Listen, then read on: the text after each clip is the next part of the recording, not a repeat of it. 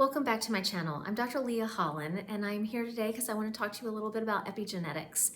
So some people know a little bit about epigenetics, and we are all learning more and more each day. But I want to share a few things that I feel are very important related to lineage trauma. So one of the things that we think about with genes is that a lot of research right now is so interested in the genes. That's cool, right? That's the way we can tag and track things. That's wonderful.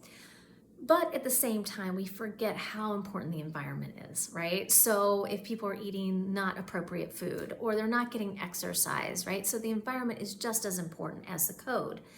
And as one of my colleagues likes to say, just because you were dealt a bad hand doesn't mean you're going to lose the game.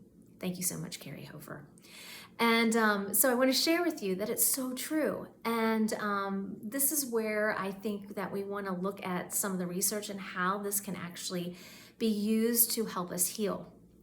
So I want to share one thing about epigenetics related to trauma. So if a mother has undergone a horrible traumatic event that she was not able to reconcile or clear or resolve, what we find is that we can actually see that when she's an adult. Let's say it happened when she was younger in her lifetime, but we can actually trace this in her as an adult. And one of the ways that we do this is through some of her hormones. We can look at estrogen, we can look at progesterone, testosterone, DHEA, and also our famous cortisol. So I alluded to cortisol earlier, but cortisol is our fight and flight chemical. It's what allows us to live each day and to also be able to have enough energy to get things done. So if you're running from a bear, cortisol is going to go up pretty high because it's going to try to keep you alive so that you survive. Well, if those survival techniques or mechanisms are still on, the person may still think they're actually running from a bear when it's not really a bear. It's something that happened a really long time ago. But the body still thinks that it's in fight and flight. So that message of cortisol gets actually imprinted upon her child. And the child will actually mirror this exact same cortisol pattern. It may be flatlined or what we call very low. And so I think this is really important when we think about epigenetics of what can we do today that makes a difference in our stress, right? In the way in which we're engaging in our environment. What is it that we can do that can actually stop and halt this from perpetuating onto another generation?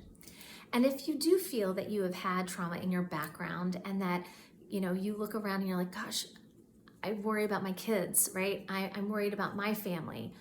What is it that you can do right now, right? To kind of stop that process. For some people, it's breath work. For some people, it's exercise.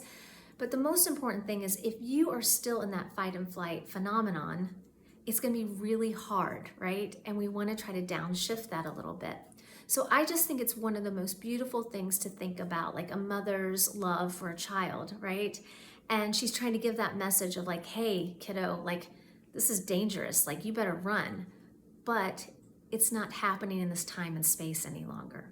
So I wanted to share that with you. Please know that if you are needing support and help, there's plenty of things out there that we can do.